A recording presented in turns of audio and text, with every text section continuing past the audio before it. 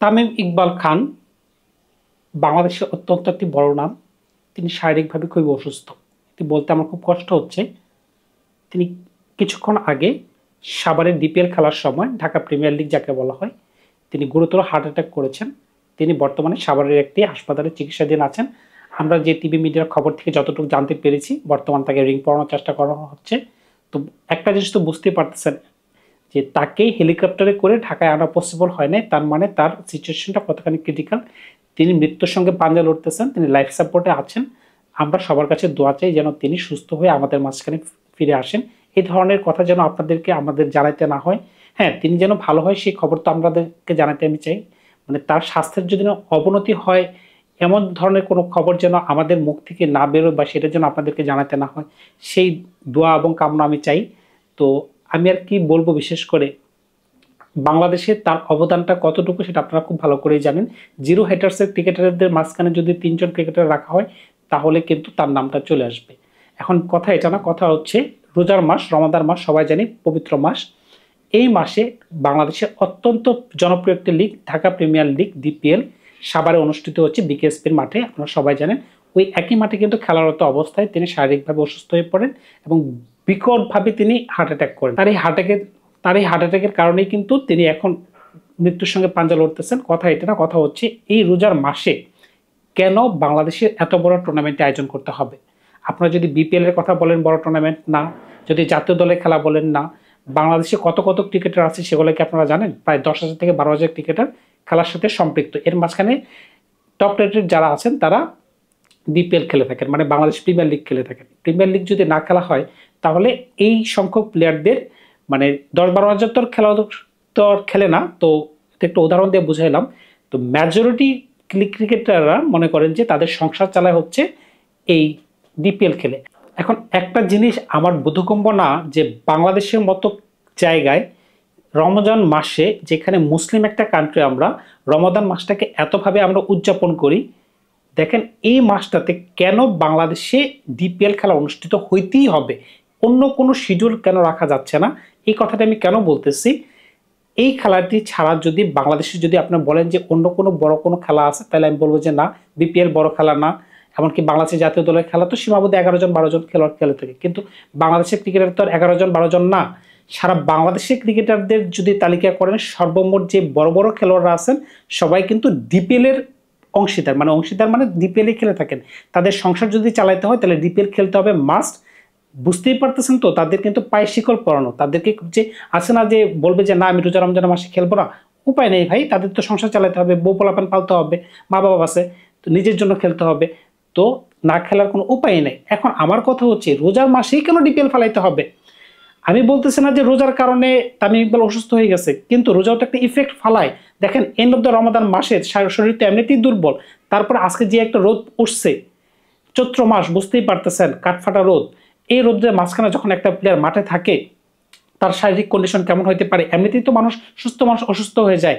হ্যাঁ, তিনি বাড়িতে থাকলেও অসুস্থ হতে পারতেন, কিন্তু রোজাটার মাঝখানে যে খেলা, এই জিনিসটাও কিন্তু আপনাকে প্রশ্নবিদ্ধ করবে। দেখেন এই কারণে আমি বারবার বলতেছি, এই সময়টাকে ছাড়া যদি ক্রিকেটাররা খেলতে পারতেন হয়তো বা অন্য ধরনের ডিহাইড্রেশনে তিনি ভুগতেন না। আমি বলতেছি না, আবারও বলতেছি যে ওই রোজার কারণে বা ডিহাইড্রেশনে তিনি পড়ে গেছেন, এটা না বিষয়টা। কিন্তু কথা হচ্ছে রোজার মাসে কেন ডিপেলটাকে ফালাইতে হবে?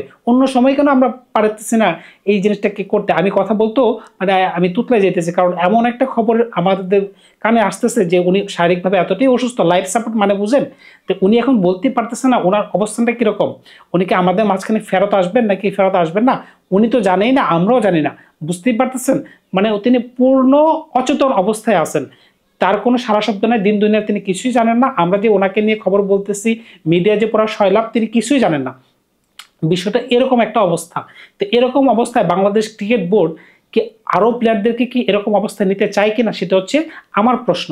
আমি বিনীতভাবে বাংলাদেশ ক্রিকেট বোর্ডকে অনুরোধ করব যে অন্তত রমজান মাসে এই ক্রিকেট খেলাটিকে যেন আয়োজন করা না হয়, অন্য সময় আপনারা শিডিউল করেন, কারণ এটি বাংলাদেশের সবচাইতে বড় ক্রিকেটের অনুষ্ঠান।